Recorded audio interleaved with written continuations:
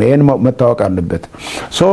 ጂኦግራፊውም ይቀየራል ፎር ዛት ማተር መንግስቶች ይቀየራሉ ጂኦግራፊውም ይቀየራል ዝም ብሎ አይነት አይደለም በቀጠናው ማለት ነው ለምሳሌ ያክል በኢትዮጵያና በኤርትራ መካከል ያለው ዲማርኬሽን የለም እኮ እሱም ራሱ ሌላ ችግር ይፈጥራል በኋላ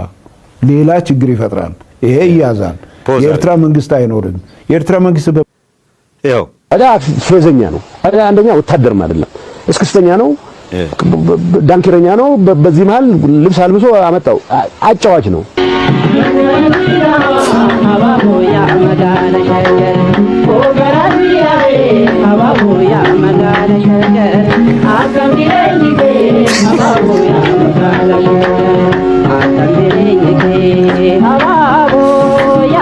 በኢትዮጵያና በኤርትራ መካከል ዲማርኬሽን የለም አለ አሁን እኔ ማለት በኤርትራና በኢትዮጵያ መካከል የተባበሩት መንግስታት ኤርትራን አገር ያለው በባድመ ጉዳይ ክርክር ሲያደርጉ የአልጀርስ ስምምነት ምናምን ተብሎ ዓለም አቀፍ ፍርድ ቤት ውሳኔ የሰጠበት እነሱም በአልጀርስ ስምምነት መሰረት ለኤርትራ ባድመን አስረከብም ማለታቸው ይታወቃል እንደምታውቁት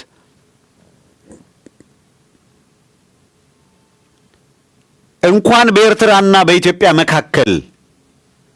ጎይን የሚባለው የእንግሊዝ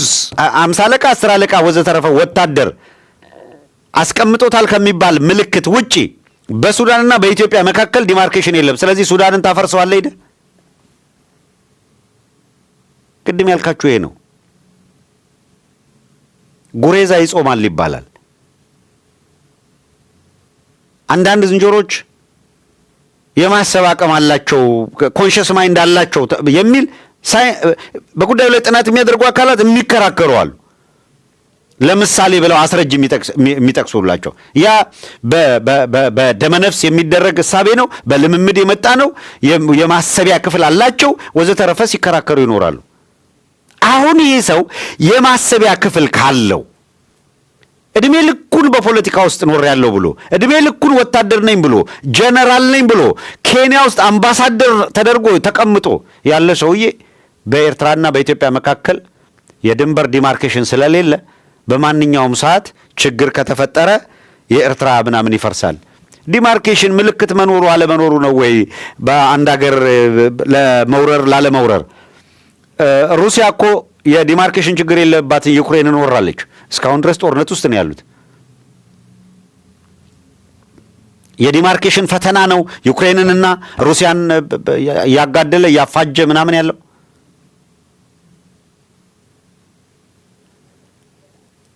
ዓላማቸው ምን እንደሆነ ዋና ዓላማቸው ኤርትራ የኦሮሞ ናት የሚል ነው የሚጠቀሙት ግን ኢትዮጵያን ነው ኢትዮጵያን ልቀቁና እንደ የኦሮሞ ሕዝብ የሚቀበላችሁ ከሆነ ኦህዴዶች ኤርትራን እናስመልሳለን ብላችሁ ተንቀሳቀሱ የኢትዮጵያ ሕዝብ በኤርትራ ሉዓላዊነት ላይ ጥያቄ የለውም አልቋል ከ30 ዓመት በፊት ኢትዮጵያ ሕዝብ ወደ ኋላ ተመልሶ ኤርትራ የምትባል ሀገር ትኑር አትኑር የሚል ክርክር ውስጥ አይገባም ኤርትራ ሉዓላዊ ሀገር ናት ዓለም አቀፍ ሕግ አክብሮ የኢትዮጵያ ሕዝብ ይንቀሳቀሳል አይ ካላችሁ እናንተ መንገዱን ጨርቅ ያርጉላችሁ በፈለጋችሁበት መንገድ አቋርጡና ከኤርትራ ጋር ተነጋገሩ ሻቢያም እናንተን ለማነጋገር ዝግጁ ነው ማርኮ እናንተን ያሰረበት እስር ቤት ሙዚየም ሆኖ ከሚቀመጥ እየማረከ ገብቶ አስገብቶ እንደ በፊቱ አይቀልብህም አባቦ እያልክ ትዘፍናለህ በቃ ሌላ ምንም ምርጫ የለም ባጫ ሙዚቃ ካማረው ወስዶ ያዘፍኑታል ለዛ ችግር የለባቸውም ኤርትራውያን እንቀጥለው ማሄን የማይኖርበት ጊዜ ምንድነው ሊመጣ የሚችል አይኖርም አይኖርም በራሱ ይጠፋል አይኖርም ጦርነት አይደለም እንዴ አሁን እኮ ጦርነት በሚሆንበት ጊዜ ሎክ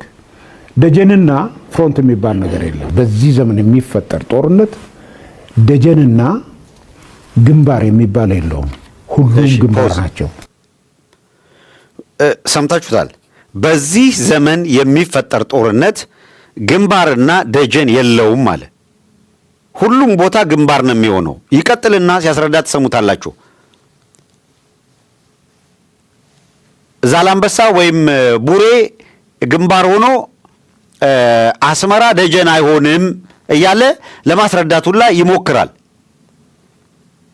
ኦኬ አንቺው ታመጩ አንቺው ታሮጩ እንዳይሆን ባጫ ደበሌ እየሰማ ከሆነ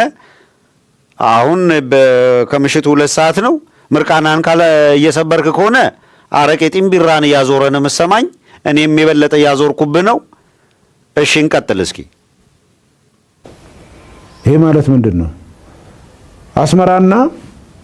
በባድመ አካባቢ ያለው ግንባር አስመራ ደጀን ሆኖ ባድመ ግንባር ሊሆን አይችልም።